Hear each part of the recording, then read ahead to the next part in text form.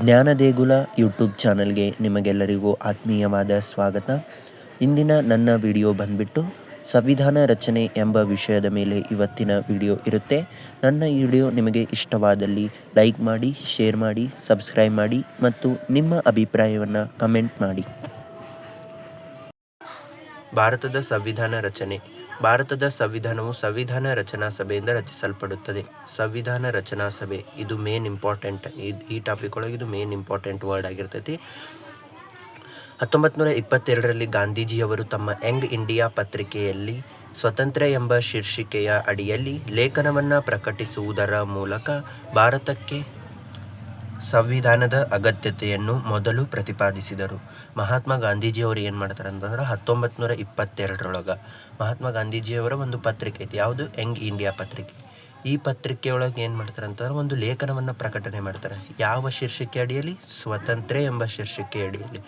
ಈ ಸ್ವತಂತ್ರ ಎಂಬ ಶೀರ್ಷಿಕೆ ಅಡಿಯಲ್ಲಿ ಲೇಖನವನ್ನು ಪ್ರಕಟಣೆ ಮಾಡುವುದರ ಮೂಲಕ ನಮ್ಮ ಭಾರತ ದೇಶಕ್ಕೆ ಸಂವಿಧಾನ ಎಷ್ಟು ಅವಶ್ಯಕ, ಸಂವಿಧಾನದ ಅಗತ್ಯತೆ ಎಷ್ಟಿದೆ ನಮ್ಮ ಭಾರತ ದೇಶಕ್ಕೆ ಅನ್ನುವುದನ್ನು ಮೊದಲನೇ ಬಾರಿಗೆ ಪ್ರತಿಪಾದನೆಯನ್ನು ಮಾಡ್ತಾರೆ.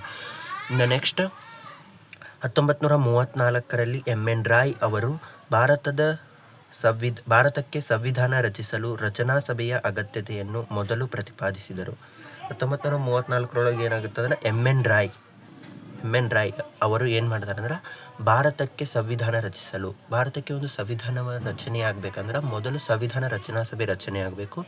ಆ ಸಂವಿಧಾನ ರಚನಾ ಸಭೆ ನಮ್ಮ ಭಾರತ ದೇಶಕ್ಕೆ ಎಷ್ಟು ಅವಶ್ಯಕ ಇದೆ ಮತ್ತು ಅದರ ಅಗತ್ಯತೆ ಏನಿದೆ ಅನ್ನೋದನ್ನು ಮೊದಲ ಬಾರಿಗೆ ಪ್ರತಿಪಾದನೆ ಮಾಡ್ತಾರೆ. ಇನ್ನು ನೆಕ್ಸ್ಟ್ 1935ರಲ್ಲಿ INC ಅಧಿಕೃತವಾಗಿ ಸಂವಿಧಾನ ರಚನಾ ಸಭೆ ರಚಿಸಲು ಬ್ರಿಟಿಷ್ ಸರ್ಕಾರಕ್ಕೆ ಶಿಫಾರಸು ಮಾಡಿತು. 1935ರೊಳಗೆ INC ಇಂಡಿಯನ್ ನ್ಯಾಷನಲ್ ಕಾಂಗ್ರೆಸ್ 1885ರಲ್ಲಿ ಸ್ಥಾಪನೆ ಆಗ್ತೈತಿ. ಇದರ ಸ್ಥಾಪಕರು ಬಂದ್ಬಿಟ್ಟು ಎ.ಓ. ಹ್ಯೂಮ್. ಈ INC ಏನು ಮಾಡುತ್ತಾರೆ? ಅಧಿಕೃತವಾಗಿ ಸಂವಿಧಾನ ರಚನಾ ಸಭೆ ರಚಿಸಲು, ಅಂದ್ರೆ ಭಾರತ ದೇಶಕ್ಕೆ ಒಂದು ಸಂವಿಧಾನ ಬೇಕು. ಭಾರತ ದೇಶಕ್ಕೆ ಸಂವಿಧಾನ ಬೇಕು. ಆ ಸಂವಿಧಾನ ರಚಿಸಲು ಅಧಿಕೃತವಾಗಿ ಒಂದು ರಚನಾ ಸಭೆಯ ಅವಶ್ಯಕ ಇದೆ. ಅದನ್ನು ರಚಿಸಲು INC ಏನು ಮಾಡುತ್ತಾರೆ? ಬ್ರಿಟಿಷ್ ಸರ್ಕಾರಕ್ಕೆ ಶಿಫಾರಸನ್ನು ಮಾಡುತ್ತಾ. ನೆಕ್ಸ್ಟ್ ಏನಾಗುತ್ತೆ ಅಂದರೆ 1938ರಲ್ಲಿ ಜವಾಹರ್ಲಾಲ್ ನೆಹರು ಅವರು ಪ್ರತ್ಯಕ್ಷ ಚುನಾವಣೆಯ ಮೂಲಕ ಆಯ್ಕೆಯಾದ ಸಂಪೂರ್ಣ ಭಾರತೀಯ ಪ್ರತಿನಿಧಿಯನ್ನು ಒಳಗೊಂಡ ಸಂವಿಧಾನದ ರಚನಾ ಸಭೆಯನ್ನು ರಚಿಸಲು ಬ್ರಿಟಿಷ್ ಸರ್ಕಾರಕ್ಕೆ ಶಿಫಾರಸು ಮಾಡಿದರು. 1938ರೊಳಗೆ ಏನಾಗುತ್ತೆ ಅಂದ್ರೆ ಜವಾಹರ್ಲಾಲ್ ನೆಹರು, ನಮ್ಮ ದೇಶದ ಪ್ರಥಮ ಪ್ರಧಾನಮಂತ್ರಿಯಾದ ಜವಾಹರ್ಲಾಲ್ ನೆಹರು ಅವರು ಏನು ಮಾಡ್ತಾರೆ ಅಂದ್ರೆ ಪ್ರತ್ಯಕ್ಷ ಚುನಾವಣೆಯ ಮೂಲಕ ಆಯ್ಕೆಯಾದಂತಹ ಭಾರತೀಯ ಪ್ರತಿನಿಧಿಯನ್ನು ಒಳಗೊಂಡಂತಹ ಒಂದು ಸಂವಿಧಾನ ರಚನಾ ಸಭೆಯನ್ನು ರಚಿಸಲು ಬ್ರಿಟಿಷ್ ಸರ್ಕಾರಕ್ಕೆ ಶಿಫಾರಸನ್ನು ಮಾಡ್ತಾರೆ. ಇನ್ನು ನೆಕ್ಸ್ಟ್ ಆಗಸ್ಟ್ 8, 1940ರಂದು ಬ್ರಿಟಿಷ್ ಸರ್ಕಾರ ಎರಡನೆಯ ಜಾಗತಿಕ ಮಹಾಯುದ್ಧ ಮುಗಿದ ಬಳಿಕ ಭಾರತಕ್ಕೆ ಸಂವಿಧಾನ ರಚನಾ ಸಭೆ ರಚಿಸುವುದಾಗಿ ಆದೇಶವನ್ನು ಹೊರಡಿಸಿತು. ಬ್ರಿಟಿಷ್ ಸರ್ಕಾರ ಏನು ಮಾಡುತ್ತಂದ್ರೆ ಉತ್ತರ ನೀಡುತ್ತದೆ. ಏನಂತ? ಆಗಸ್ಟ್ 8, 1940ರಂದು ಬ್ರಿಟಿಷ್ ಸರ್ಕಾರ ಉತ್ತರ ನೀಡುತ್ತದೆ. August 8, 1940 main important, ನೆನಪಿಟ್ಕೋಬೇಕು.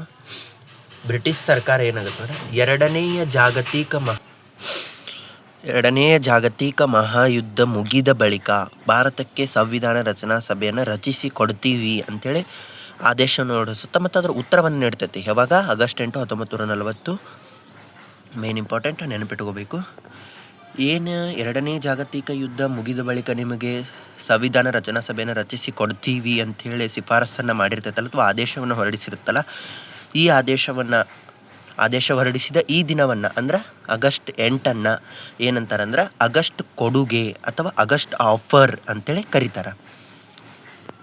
ಇನ್ನು ಮಾರ್ಚ್ 20, 1942ರಂದು ಅಂದಿನ ಬ್ರಿಟನ್ ಪ್ರಧಾನಮಂತ್ರಿ ವಿನ್ಸ್ಟನ್ ಚರ್ಚಿಲ್ ಅವರಿಂದ ನೇಮಿಸಲ್ಪಟ್ಟ ಸರ್ ಸ್ಟ್ಯಾಫರ್ಡ್ ಕ್ರಿಪ್ಸ್ ನೇತೃತ್ವದ ಆಯೋಗವು ಭಾರತಕ್ಕೆ ಭೇಟಿ ನೀಡಿತು.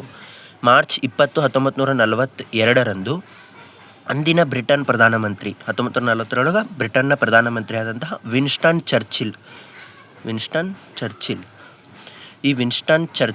ಅವರಿಂದ ನೇಮಿಸಲ್ಪಟ್ಟಂತಹ ಒಂದು ಆಯೋಗ, ಇವರ ನೇತೃತ್ವದಲ್ಲಿ ಒಂದು ಆಯೋಗ ನೇಮಿಸಲ್ಪಡ್ತೈತಿ. ಆ ಆಯೋಗದ ಹೆಸರು ಏನಂದ್ರೆ ಸರ್ ಸ್ಟ್ಯಾಫರ್ಡ್ ಕ್ರಿಪ್ಸ್ ಆಯೋಗ ಅಂತಲೇ ಇದು ಪ್ರಸಿದ್ಧಿ ಆಗೈತಿ. ಸ್ಟಾಫೋರ್ಡ್ ಕ್ರಿಪ್ಸ್ ನೇತೃತ್ವದ ಆಯೋಗ ಏನಾಗುತ್ತಂದ್ರೆ ಭಾರತಕ್ಕೆ ಭೇಟಿಯನ್ನು ನೀಡುತ್ತೆ. ಈ ಕ್ರಿಪ್ಸ್ ಆಯೋಗ ತನ್ನ ಅಧ್ಯಯನ ನಡೆಸಿ ವರದಿಯನ್ನು ಸಲ್ಲಿಸುತ್ತೆ. ಏನಂತ, ಕ್ರಿಪ್ಸ್ ಆಯೋಗವು ದ್ವಿತೀಯ ಮಹಾಜಾಗತಿಕ ಯುದ್ಧ ಮುಗಿದ ಬಳಿಕ ಸಂವಿಧಾನದ ರಚನಾ ಸಭೆಯನ್ನು ರಚಿಸುವುದಾಗಿ ಪ್ರಸ್ತಾವನೆ ಸಲ್ಲಿಸಿತು. ಏನು ಬ್ರಿಟಿಷರು ಆಗಸ್ಟ್ ಕೊಡುಗೆಯನ್ನು ನೀಡಿದ್ರಲ್ಲ, ಆಗಸ್ಟ್ 8, 1940 ಏನು ಆಗಸ್ಟ್ ಕೊಡುಗೆ ಅಂತಲೇ ಪ್ರಸಿದ್ಧಿಯಾಗಿತ್ತಲ್ಲ, ಯಾವ ಆದೇಶವನ್ನು ಹೊರಡಿಸಿದ್ರಂದ್ರೆ, ಅವರೂ ಸಹ ದ್ವಿತೀಯ ಮಹಾಜಾಗತಿಕ ಯುದ್ಧ ಮುಗಿದ ಬಳಿಕ ಸಂವಿಧಾನದ ರಚನಾ ಸಭೆಯನ್ನು ರಚಿಸ್ತೀವಿ ಅಂತೇಳಿ ಹೇಳಿದ್ರು. ಹಂಗೆ ಕ್ರಿಪ್ಸ್ ಆಯೋಗವು ಸಹ ಏನು ಹೇಳುತ್ತಂದ್ರೆ, ದ್ವಿತೀಯ ಮಹಾಜಾಗತಿಕ ಯುದ್ಧ ಮುಗಿದ ಬಳಿಕ ನಾವು ನಿಮಗೆ ಸಂವಿಧಾನ ರಚನಾ ಸಭೆಯನ್ನು ರಚಿಸ್ತೀವಿ ಅಂಥೇಳಿ ಆದೇಶವನ್ನು ಹೊರಡಿಸುತ್ತೆ ಮತ್ತು ಅದರ ತನ್ನ ವರದಿಯನ್ನು ಸಲ್ಲಿಸುತ್ತೆ.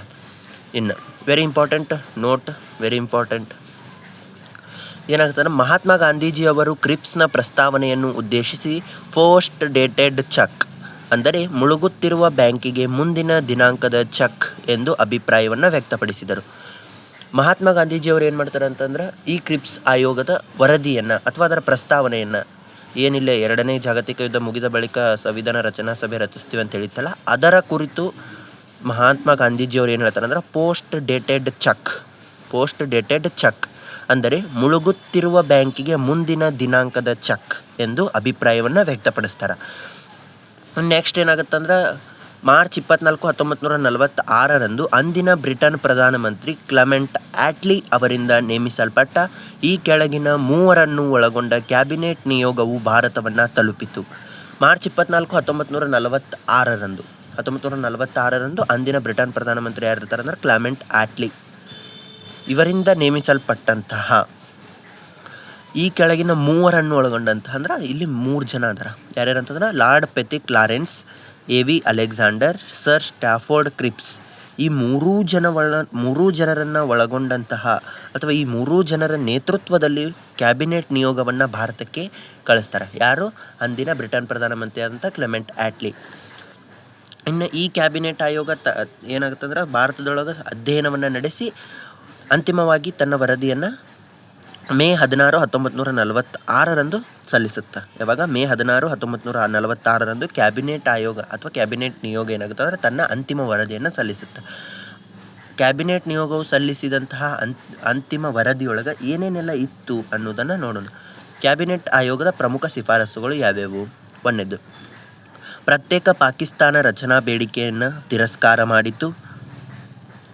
2, ಎಲ್ಲ ಬ್ರಿಟಿಷ್ ಇಂಡಿಯಾ ಪ್ರಾಂತ್ಯಗಳು ಹಾಗೂ ದೇಶೀಯ ಸಂಸ್ಥಾನವನ್ನು ಒಳಗೊಂಡ ಒಕ್ಕೂಟ ಭಾರತವನ್ನು ರಚಿಸುವುದಾಗಿ ಹಾಗೂ ಒಕ್ಕೂಟ ಭಾರತಕ್ಕೆ ರಕ್ಷಣೆ, ವಿದೇಶಾಂಗ ವ್ಯವಹಾರ, ಸಂಪರ್ಕ ಎಂಬ 3 ಅಧಿಕಾರಗಳನ್ನು ನೀಡುವುದಾಗಿ ಶಿಫಾರಸು ಮಾಡಿತು. ಆ್ಯಂಡ್ ನೆಕ್ಸ್ಟ್ ಪರೋಕ್ಷ ಚುನಾವಣೆಯ ಮೂಲಕ ಆಯ್ಕೆಯಾದ ಒಟ್ಟು 389 ಜನ ಸದಸ್ಯರನ್ನು ಒಳಗೊಂಡ ಸಂವಿಧಾನ ರಚನಾ ಸಭೆ ರಚಿಸುವುದಾಗಿ ಶಿಫಾರಸು ಮಾಡಿ. ಮೂರು ಕ್ಯಾಬಿನೆಟ್ ನಿಯೋಗ ಅಧ್ಯಯನ ಮಾಡಿ ತನ್ನ ವರದಿಯನ್ನು ಸಲ್ಲಿಸುತ್ತಾ ಇಲ್ಲಿ 389 ಜನ ಸದಸ್ಯರನ್ನು ಒಳಗೊಂಡ ಸಂವಿಧಾನ ರಚನಾ ಸಭೆ ರಚಿಸುವುದಾಗಿ ಶಿಫಾರಸು ಮಾಡುತ್ತಲ್ಲ, ಈ 389 ಜನ ಇಲ್ಲಿ 3 ಭಾಗಗಳಾಗ್ತಾರೆ. ಯಾವ್ಯಾರು? 289 ಜನ ಯಾರಿರ್ಬೇಕಂದ್ರೆ ಸಂವಿಧಾನ ರಚನಾ ಸಭೆ ಒಳಗೆ ಬ್ರಿಟಿಷ್ ಇಂಡಿಯಾ ಪ್ರಾಂತ್ಯದಿಂದ ಇರಬೇಕು, 4 ಜನ ಚೀಫ್ ಕಮಿಷನ್ ಪ್ರಾಂತ್ಯದಿಂದ ಮತ್ತು 93 ಜನ ದೇಶೀಯ ಸಂಸ್ಥಾನದಿಂದ ನಾಮಕರಣವಾಗ್ತಾರೆ. ಎಲ್ಲಿ? 389 ಜನ ಸದಸ್ಯರನ್ನು ಒಳಗೊಂಡ ಸಂವಿಧಾನ ರಚನಾ ಸಭೆಯಲ್ಲಿ. ನೆಕ್ಸ್ಟ್ ಏನಾಗುತ್ತಂದ್ರೆ, ಆಗಸ್ಟ್ 1946 292 + 4 296 ಸ್ಥಾನಗಳಿಗೆ ಪರೋಕ್ಷ ಚುನಾವಣೆಯನ್ನು ನಡೆಸಲಾಯಿತು. ಈ ಚುನಾವಣೆಯಲ್ಲಿ 208 INC, 73 ಮುಸ್ಲಿಂ ಲೀಗ್, 15 ಜನ ಇತರ ಸಮುದಾಯದವರು ಆಯ್ಕೆಯಾದರು. Very important. ನೆಕ್ಸ್ಟ್ ನೋಟ್ ಏನಂತಂದ್ರೆ, ಡಿಸೆಂಬರ್ 9, 1946 ಡಾಕ್ಟರ್ ಸಚ್ಚಿದಾನಂದ ಸಿನ್ಹಾ ಅವರ ಹಂಗಾಮಿ ಅಧ್ಯಕ್ಷತೆಯಲ್ಲಿ ದೆಹಲಿಯ ಪಾರ್ಲಿಮೆಂಟ್ನ ಸೆಂಟ್ರಲ್ ಹಾಲ್ನಲ್ಲಿ ಸೋಮವಾರ ಬೆಳಗ್ಗೆ 11 ಗಂಟೆಗೆ ಸಂವಿಧಾನ ರಚನಾ ಸಭೆಯ ಪ್ರಥಮ ಅಧಿವೇಶನ ಜರುಗಿತು. Very important date, December 9, 1946 doctor Sachchidananda Sinha ಅವರ ಹಂಗಾಮಿ ತಾತ್ಕಾಲಿಕ ಅಧ್ಯಕ್ಷತೆಯಲ್ಲಿ ದೆಹಲಿಯ ಪಾರ್ಲಿಮೆಂಟಿನ ಸೆಂಟ್ರಲ್ ಹಾಲ್ನೊಳಗೆ ಸೋಮವಾರ ಬೆಳಗ್ಗೆ 11 ಗಂಟೆಗೆ ಏನಾಗ್ತದೆ, ಸಂವಿಧಾನ ರಚನಾ ಸಭೆಯ ಮೊದಲ ಅಧಿವೇಶನ ಜರುಗ್ತೈತಿ. ವೆರಿ ಇಂಪಾರ್ಟೆಂಟ್ ಕೇಳ್ತಾರೆ. ಸಂವಿಧಾನ ರಚನಾ ಸಭೆಯ ಮೊದಲ ಅಧಿವೇಶನ ಯಾವಾಗ ಜರುಗಿತು ಅಥವಾ ಎಲ್ಲಿ ಜರುಗಿತು? ಇನ್ನೊಂದು ಪ್ರಶ್ನೆ ಆಗುತ್ತೆ, ಯಾರ ಹಂಗಾಮಿ ಅಧ್ಯಕ್ಷತೆಯಲ್ಲಿ ಜರುಗಿತು ಅಂತ ಇನ್ನು ಪ್ರಶ್ನೆಗಳಾಗ್ತಿರ್ತಾವೆ. ನೆಕ್ಸ್ಟ್, ಈ ಅಧಿವೇಶನದಲ್ಲಿ ಕೇವಲ 211 ಜನ ಸದಸ್ಯರು ಮಾತ್ರ ಭಾಗವಹಿಸಿದ್ದರು. ಡಿಸೆಂಬರ್ 11, 1946ರಂದು ಡಾಕ್ಟರ್ ಬಾಬು ರಾಜೇಂದ್ರ ಪ್ರಸಾದ್ ಅವರನ್ನು ಸಂವಿಧಾನ ರಚನಾ ಸಭೆಯ ಪೂರ್ಣಕಾಲಿಕ ಅಧ್ಯಕ್ಷರನ್ನಾಗಿ ಆಯ್ಕೆ ಮಾಡಲಾಯಿತು. ಏನಿಲ್ಲಿ ಡಾಕ್ಟರ್ ಸಚ್ಚಿದಾನಂದ ಸಿನ್ಹಾ ಅವರ ಹಂಗಾಮಿ ಅಧ್ಯಕ್ಷತೆಯೊಳಗೆ ಸಂವಿಧಾನ ರಚನಾ ಸಭೆ ಮೊದಲ ಅಧಿವೇಶನ ಜರುಗುತ್ತಲ್ಲ, ಈ ಒಂದು ಅಧಿವೇಶನದಲ್ಲಿ ಕೇವಲ 211 ಜನ ಮಾತ್ರ ಭಾಗವಹಿಸಿರ್ತಾರೆ. ಡಿಸೆಂಬರ್ 11, 1946ರಂದು ಏನಾಗುತ್ತಂದ್ರೆ ಡಾಕ್ಟರ್ ಬಾಬು ರಾಜೇಂದ್ರ ಪ್ರಸಾದ್ ಅವರನ್ನು ಸಂವಿಧಾನ ರಚನಾ ಸಭೆಯ ಪೂರ್ಣಕಾಲಿಕ ಅಧ್ಯಕ್ಷರನ್ನಾಗಿ ಅಂದ್ರೆ ಡಾಕ್ಟರ್ ಬಾಬು ರಾಜೇಂದ್ರ ಪ್ರಸಾದ್ ಅವರು ಸಂವಿಧಾನ ರಚನಾ ಸಭೆಯ ಅಧ್ಯಕ್ಷರು ಅಂಥೇಳಿ ಆಯ್ಕೆ ಮಾಡ್ತಾರೆ. 2 ಜನ ಉಪಾಧ್ಯಕ್ಷರನ್ನಾಗಿ ಆಯ್ಕೆ ಮಾಡ್ತಾರೆ. ಒಬ್ಬರು HC ಮುಖರ್ಜಿ, ಇನ್ನೊಬ್ಬರು TT ಕೃಷ್ಣಮಾಚಾರಿ. ಕಾನೂನು ಸಲಹೆಗಾರರಾಗಿ BN ರಾವ್ ಅವರನ್ನು ಆಯ್ಕೆ ಮಾಡ್ತಾರೆ. ಇವರು ಕರ್ನಾಟಕದ ಮಂಗಳೂರಿನವರು. ಓಕೆ. ಕಾರ್ಯದರ್ಶಿಯಾಗಿ HVR ಅಯ್ಯಂಗಾರ್ ಅವರು ಇರ್ತಾರೆ. ಸಂವಿಧಾನ ರಚನಾ ಸಭೆಯಲ್ಲಿ ಸಂವಿಧಾನವನ್ನು ಕುರಿತು ಅಧ್ಯಯನ ಮಾಡಲು ಒಟ್ಟು 22 ಸಮಿತಿಗಳನ್ನು ಮತ್ತು 5 ಉಪಸಮಿತಿಯನ್ನು ನೇಮಿಸಲಾಯಿತು. ಸಂವಿಧಾನ ರಚನಾ ಸಭೆಯೊಳಗೆ ಸಂವಿಧಾನದ ಕುರಿತು ಅಧ್ಯಯನ ಮಾಡೋಕ್ಕೆ ಅಂದರೆ ಸಂವಿಧಾನದ ಬಗ್ಗೆ ಅಧ್ಯಯನ ಮಾಡೋಕ್ಕೆ 22 ಸಮಿತಿ ಮತ್ತು 5 ಉಪಸಮಿತಿಗಳನ್ನು ನೇಮಿಸಲಾಗಿತ್ತು. ಎಲ್ಲ ಸಮಿತಿಗಳ ವರದಿಯನ್ನು ಕ್ರೋಢೀಕರಿಸಿ ಸುಮಾರು 3 ತಿಂಗಳ ಕಾಲ ಅಧ್ಯಯನವನ್ನು ಮಾಡಿ BN ರಾವ್ ಅವರು ಕರಡು ಸಂವಿಧಾನವನ್ನು ಸಿದ್ಧಪಡಿಸ್ತಾರೆ. BN ರಾವ್ ಅವರು ಏನು ಕಾನೂನು ಸಲಹೆಗಾರರಾಗಿರ್ತಾರಲ್ಲ, BN ರಾವ್ ಅವರು, ಇವ್ರು ಏನು ಮಾಡ್ತಾರೆ ಅಂತಂದ್ರೆ ಈ ಎಲ್ಲ ಸಮಿತಿಗಳು ಅಂದರೆ 22 ಸಮಿತಿ 5 ಉಪಸಮಿತಿಗಳ ವರದಿಯನ್ನು ಸಂಗ್ರಹಿಸಿ ಸುಮಾರು 3 ತಿಂಗಳ ಕಾಲ ಅಧ್ಯಯನವನ್ನು ಮಾಡ್ತಾರೆ. ಅಧ್ಯಯನ ಮಾಡಿ ಅಂತಿಮವಾಗಿ ಒಂದು ಕರಡು ಸಂವಿಧಾನವನ್ನು ಸಿದ್ಧಪಡಿಸ್ತಾರೆ. ಪಾರ್ಟ್ 2 ವಿಡಿಯೋ ಸದ್ಯದಲ್ಲೇ ಬರುತ್ತದೆ. ನಮ್ಮ ಚಾನಲ್ನ ಸಬ್ಸ್ಕ್ರೈಬ್ ಮಾಡಿ ಮತ್ತು ನಮಗೂ ಸಪೋರ್ಟ್ ಮಾಡಿ ಅಂತ ಕೇಳ್ತಾ ಇದ್ದೀನಿ. Thanks for watching.